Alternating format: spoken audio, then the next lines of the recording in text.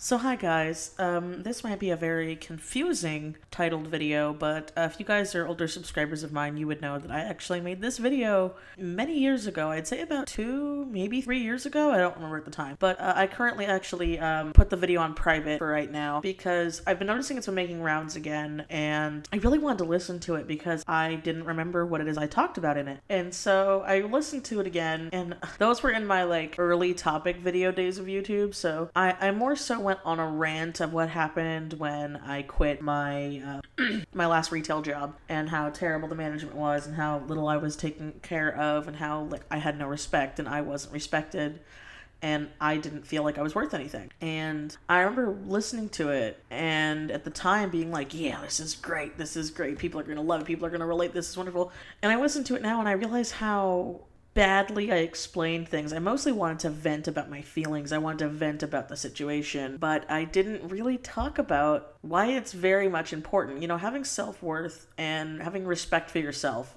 enough to stand up for yourself, is extremely important if you want to make it in almost any successful career. You know, this isn't just an art career. This isn't just commissions. This isn't just online. This isn't just in the industry. This is just in general advice. You really need to be in a really good state of mind to go places. You know, we get in our heads a lot, and I feel like artists do this more than a lot of other people, where we get in our heads and we wonder and we think and we doubt ourselves and we doubt our art, and we a really big thing, especially with my generation, the millennial generation, the I know. We end up, feeling cheated by a lot of things. And then we see the generation after us who have their shit together and they've learned from, the shit we've had to go through and are doing better. A perfect example of this are my brothers and a couple of the younger friends of mine, who aren't in the same generation gap as me. They have so much more insight. They know what they want to do. They have this. They know what to do.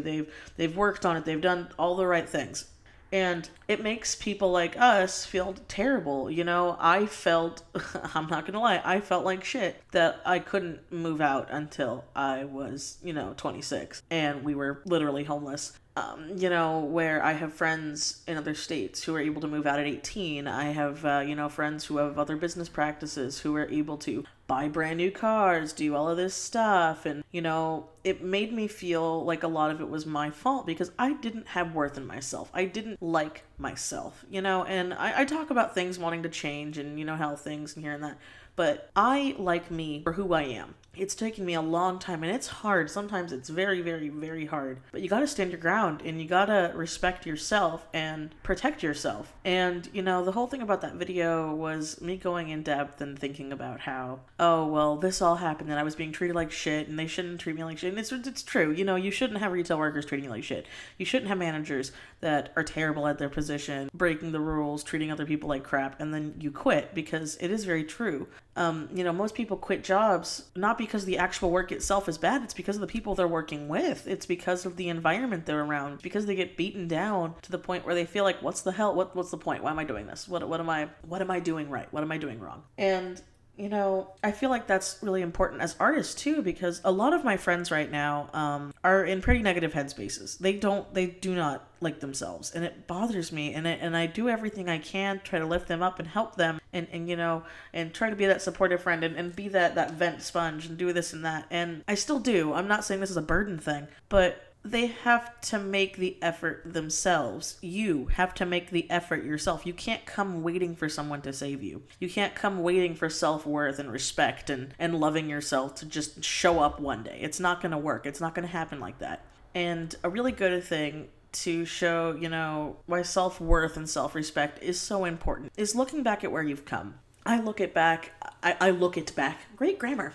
Wouldn't be a Michelle video without me fucking up on grammar. But I look back at my younger self and I reflect a lot in that. I didn't like myself. I was acting very childish. I was doing a lot of things. I was coming up with excuses. I wasn't taking responsibility for my own actions. And now that I'm an adult, I got no one else to blame but myself. There are a lot of things I could have done completely differently.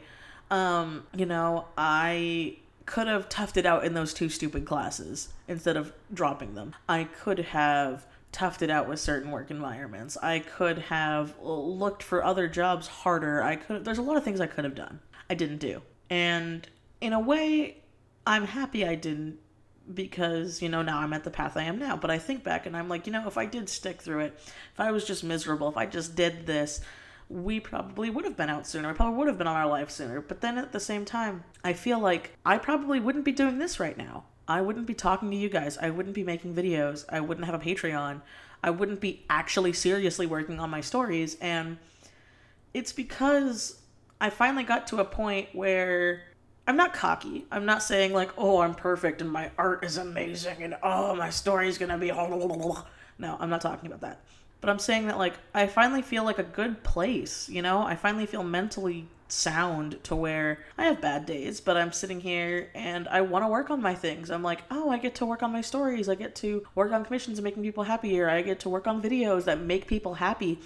And I feel so rewarded making other people happy, you know, and getting to be able to live on my own, to be able to take care of my animals, to be able to push my art further, you know, to eat healthier, to work out more, to try to better myself, to make me the best that I can be. But in doing so, I've also had to take a lot of shit that I'm not taking anymore, and I haven't been taking for a long time. I would have people constantly try to beat me down and give me advice and be very hypocritical, and I would let them win. I would let them beat me down. I would think of myself as trash. I would have this terrible image. I would never be... It's all, you know, boiled down to, I have friends who work really hard, and then they're like, oh, it's a piece of shit. Oh, it's terrible. Oh, it's ugly. Oh, no. Oh, I hate it. Oh, no. Now, there are some artworks that I look back on and I'm just like, oh, I could have done better. But at the same time, I look back at stuff that I used to do and I'm like, oh, I've come so far. And I'm trying to take it and switching it to look in the positive light. Look at things you've done now that you didn't used to. You know, again, I'll use myself an example. I was a hoarder of art supplies, you know, but I never had the respect in myself and the worth in myself to actually like full on practice with it. Cause I'm like, it's never going to be good enough. I'm never going to be good enough. I'm not going to be like my friends. I'm not going to be like this artist I watch. It's never going to be that way because I'm trash, because I'm terrible, because my art sucks. My anatomy's terrible. My coloring skills are terrible. I wouldn't practice. Because I would talk myself out of it because I didn't care about myself. I didn't care about my art. I didn't think of those things. So I would just end up hoarding these supplies that I would waste money on. And I'm sitting here now like, why the fuck did I buy this? I got to use it now. I got to practice. I got to learn. I got to do better. I got to be better. Because I want to be better. Because I know I'm worth better. Because you are worth better. And it's going to be hard, and it's going to be a trek in the mud. And there's going to be days where you don't want to get out of bed, and there's going to be days where you feel nothing. And it's okay to feel those days. But you need to have those days be so minimal that they don't affect you in the long run. I have friends who have told me that, you know, art was their thing. It made them happy. It made them feel good. It was what defined them. And then they tried doing it full time, and now they hate it. They hate it. They're miserable.